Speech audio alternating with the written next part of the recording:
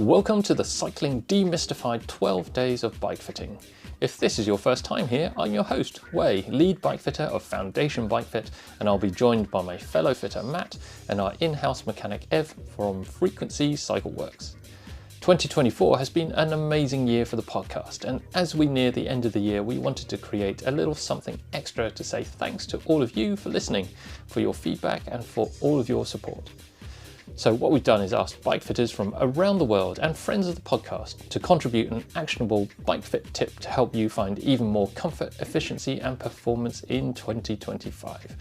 Each day in the lead up till Christmas, we will play one tip and then the team and I will explore each tip in a bit more detail so you can get the most from all these nuggets of gold.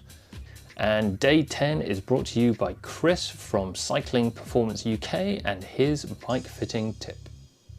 This is Chris from Cycling Performance UK here. My top tip for anyone who rides a bike is to simply undertake just a little bit of mobility work, either before or after they've finished their ride.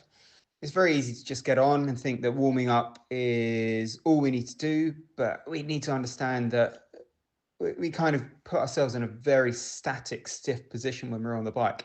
So that little bit of mobility work in the form of cat-cows, just some gentle rocking of knees from side to side, great little complex called a yoga-plex, which takes about 1 minute to do. It will really help you ride with much better posture and I pretty much guarantee will make you feel better on and off the bike.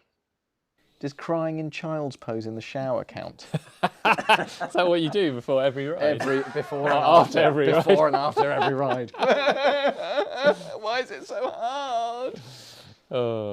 But the non-facetious answer would be, yeah, we just need to understand a little bit more about, what riding does to our bodies, what the demand and challenge is on our body when we're riding a bike. And as we've touched on before, in the other tips, that bike riding is quite strange for our bodies and it's very linear, so it's very forward facing. There's not a lot of lateral movement, side to side movement of our bodies, even though most of our joints in our bodies are designed to rotate. So if we just ride our bikes, then we kind of lose some of the natural facets that we have as human beings in terms of the movement patterns that we're capable of doing.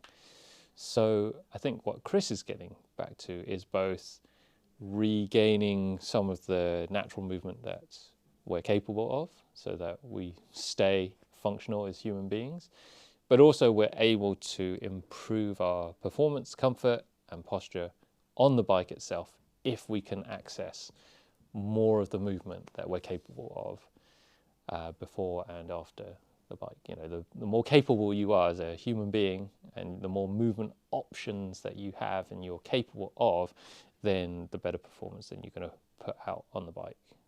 Becoming a little bit too specific is usually detrimental. It's quite important in the winter as well, isn't it? Yeah. It's cold, warming up takes longer and you're commuting to work. Yeah. Using that as part of your training. You're going straight out the door into the freezing cold, riding a bike like the clappers, and getting to work in the warm and just sitting at a desk. Well, what happens in the winter? It gets cold. What does that do to our bodies? It's tightens everything up. There's more tension. And so if there's more tension, then there's less movement options. And therefore we have to work a little bit harder to maintain the same positions that we need to.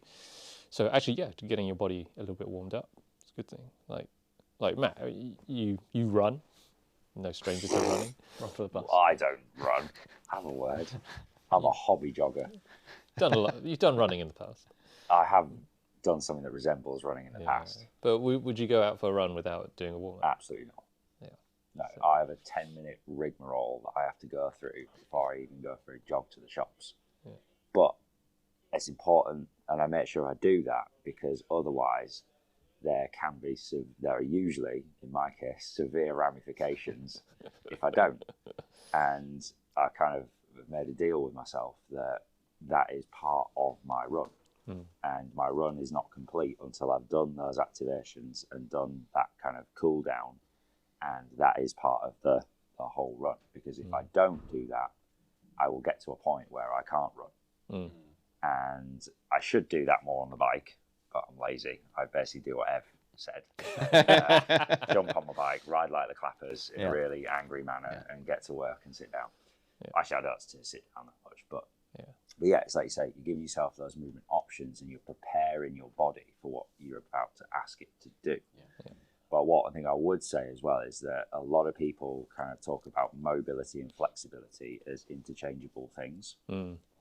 I would suggest that they are different in the fact that flexibility is great, and if you can fold yourself in half and all this kind of stuff, it's fantastic. But mobility, in my mind, is flexibility that you have control of. So we don't have to have gymnastic levels of flexibility to ride bikes, but we need to have control of our mobility to our functional end range. I.e., you have to be strong enough to be able to maintain that posture in that position for the desired duration of your bike ride at desired output. And just giving your body a little bit of a heads up and a preparation before you jump on your bike, saying, right, okay, for what we are about to receive, this is a quick kind of warm-up for that. That will make your ride probably a little bit more enjoyable. And it won't take you, won't take me half an hour to warm up and get my body to come round before I start to feel good on the bike. So you're preparing your body and your mind for what you're about to do to have a better experience and also recover quicker. So there's less chance of injury, less risk of an overuse kind of problem, and you can go again sooner because you're refreshed and recovered in order to do so. There you go. I've got a top tip for winter cycling. Get yourself a pair of overshoes that are a size too small. By the time you've wrestled those on, you'll be fully warmed up. I remember when I participated in rugby as a kid, where I was on like the worst team in our area, and a warm-up for us was all piling into my mate's dad's Land Rover with the heating blaring, whereas all the teams that we were playing were out doing warm-ups on the field. We were just piled into the Land Rover listening to music, the heating on. Maybe that's why we weren't any good. But there's some really simple mechanisms, right? Like your body needs to operate at a certain temperature. If it gets too cold, there's more body tension. So your muscles are contracting to try and keep that kind of heat and activation and so on. So there's more demand on the body. So if you warm the body up, then it can just do more. Similarly with in cyclocross races, people put embrocation on their legs to literally warm it up. And if you go to a football match or something, you see people warming up and preparing the body and mind for what they're about to do. And then similarly, when you finish a ride, then your muscles are being worked, they're tired, and so their defense mechanism is to create more tension again. Your muscles are tight when you finish a ride because your body doesn't want to use those muscles anymore. So again, a little bit of mobility will help the body to relax and just kind of lengthen everything back out again. And even just the last bit of your ride, just back off a bit. There's a reason pros jump straight off their bike onto the time trial bike these days, but on the turbo to cool down and just relax the body, bring the nervous system back down, all that kind of stuff. So if you've done a big effort, don't just stop dead and then sit down. Yeah, exactly. You'll just stiffen up. So think about the before and the after rather than just riding the bike. Thanks for listening, and tune in tomorrow for another bike fit tip from the Cycling Demystified 12 Days of Bike Fitting. If you've enjoyed what you've heard or found any of the information has made a difference for your riding, we would be super grateful if you could do two things. Firstly, we'd love it if you could leave us a 5-star rating or review, as this really helps other riders find our podcast and access the same useful information you've been enjoying. Secondly, tell your friends on the next group ride to give us a listen. The more you can spread the word, the more riders can find a better ride. Thanks again, and catch you on the next one. Suffering from numb hands, tingling toes, and any other persistent discomforts when you ride? These are all signs that your bike fit could be improved. If you're bike fit curious, get in touch with Way or Matt by emailing info@foundation.fit or finding them on Instagram @FDN_bikefit. Finally, for all your bike servicing needs, custom dream bike or hand-built wheels, go to www.frequencycycleworks.com or find me on Instagram @frequencycycleworks. Until next time, keep on spinning.